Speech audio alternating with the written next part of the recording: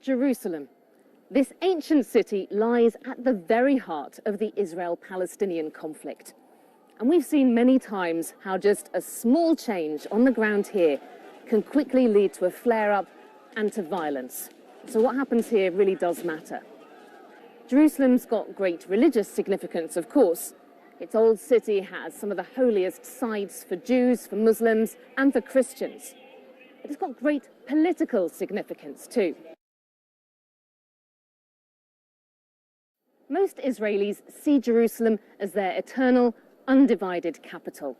Not long after the modern state of Israel was created in 1948, the Israeli parliament was set up in the west of the city.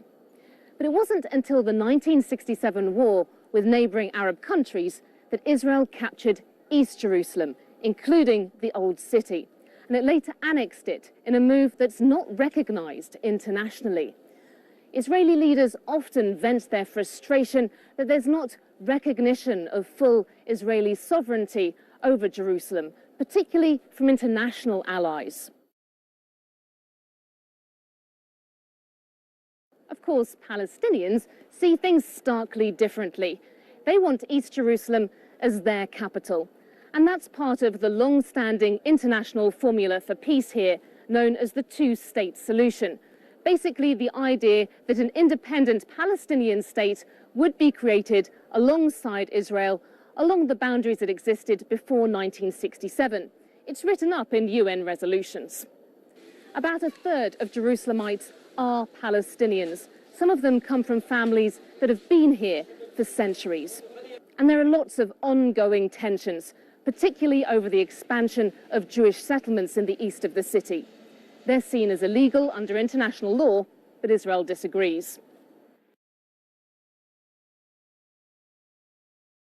For decades, the international community has been saying that any change in the status of Jerusalem can only come about as part of a negotiated peace deal.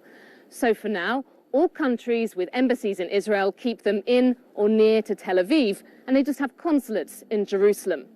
But President Trump is insisting that he does want to move his embassy to Jerusalem. And he's also said that he's pursuing the ultimate deal of peace between Israel and the Palestinians, although he's not committed to conventional ways of achieving it. So I'm looking at two-state and one-state, and I like the one that both parties like.